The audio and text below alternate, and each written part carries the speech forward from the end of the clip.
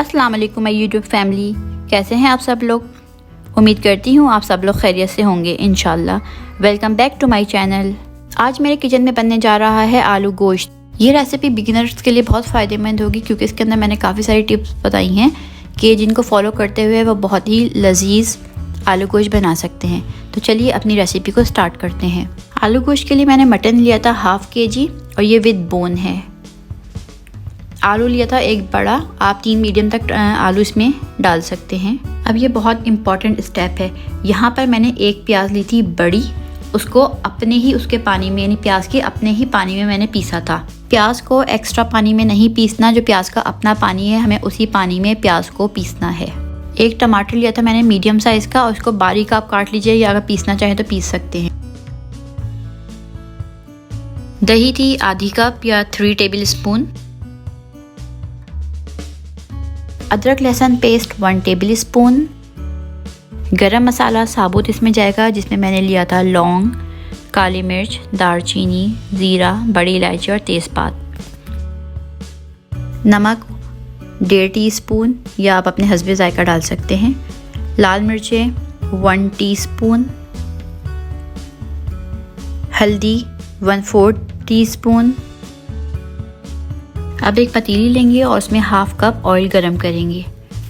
जब ऑयल का हल्का गरम हो जाएगा तो इसके अंदर हम पिसी प्याज डालेंगे और साथ ही गरम मसाला ऐड कर देंगे।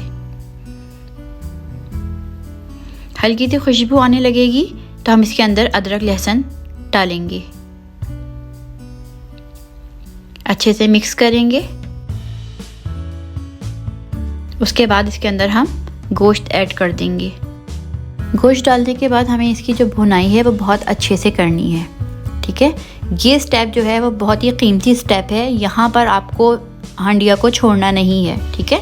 इसको बहुत अच्छे से मिक्स करेंगे। ये देखिए इसका टेक्सचर, बहुत गौर से नोट करेंगे इसका टेक्सचर कैसा आया है। प्याज आपकी गोल्डन हो चुकी है, जली नहीं है, कच्ची नहीं है, प्याज गोल्डन है और गोश्त का पानी भी ख़त्म हो चुका है।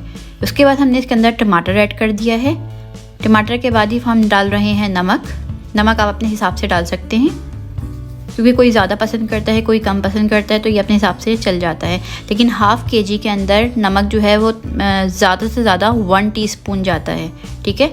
और हल्दी जाएगी 1/4 टीस्पून और इसको अच्छे से फिर से मिक्स करेंगे कि इस मसाले में से खुशबू आने लगे और मसाला तेल छोड़ दे।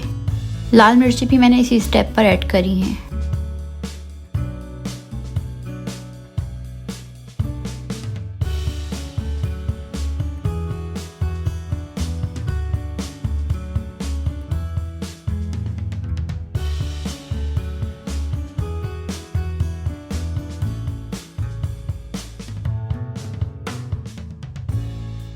ये देखिए बबल्स बनना स्टार्ट हो गए हैं। इसका मतलब ये है कि मसाला भुन गया है, मसाले ने तेल को छोड़ दिया है। बिल्कुल क्लियर ये स्टेप देखिएगा कि मसाला भुनने के बाद तेल ऊपर आ गया है, तेल ऊपर आके बबल्स बन रहे हैं और मैं भुनाई मुसलसल कर रही हूँ। जितना अच्छा भुना होगा खाना उतना ही लजीज बनेगा।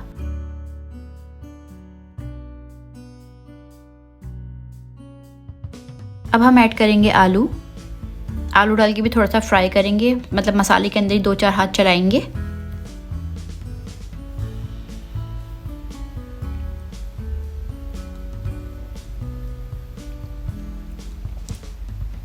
उसके बाद ऐड करेंगे दही।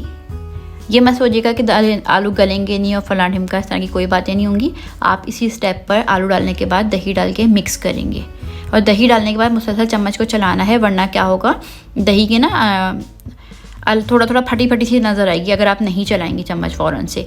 तो इसलिए दही डालने के फ़ौरन के बाद हमें चम्मच से इसको मिक्स करके इतनी देर तक मिक्स करना होगा कि हल्का सा बॉयल आ जाए। ये देखें मैं इसमें पानी ऐड कर रही हूँ 2 कप। आप 2 कप से 2.5 कप पानी इसमें डाल सकते हैं। जितना आपको पतला शोरबा चाहिए या गाढ़ा चाहिए तो वो इसी स्टेज पे करना है, बार बार पानी ऐड नहीं करेंगे, ठीक है। आपको के घर में अगर पतला खाया जाता है तो आप पानी को कर लें 2.5 कप और 2.5 से 3 कप करिएगा अगर पतला खाया जाता है। और अगर रोटी के साथ नॉर्मल तरीके से खाया जाता है तो आप इसको 2 से 2.5 कप रखिएगा क्योंकि आप इसी स्टेज पे पानी ऐड करेंगे। बार बार पानी को ऐड करने से आपकी हांडी ख़राब हो जाएगी। पानी डाल के हम कवर कर देंगे। कवर करके गोश्त को उस वक्त तक पकाएंगे कि गोश्त हमारा गल जाए। जब गोश्त गल जाएगा उसके बाद हम इसके ऊपर गरम मसाला छिड़क के, हरा धनिया छिड़क के सर्व करेंगे। इंतहाई लजीज़ आपके पास आलू गोश्त तैयार है। ज़रूर ट्राई कीजिएगा और फिर मुझे बताइएगा कि आपका आलू गोश्त कैसा बना।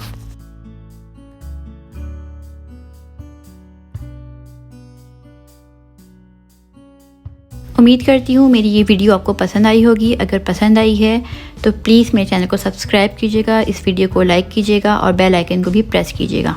अपना बहुत ख्याल रखिएगा। हम अगली वीडियो में फिर मिलते हैं। तब तक के लिए अल्लाह हाफ़िज़।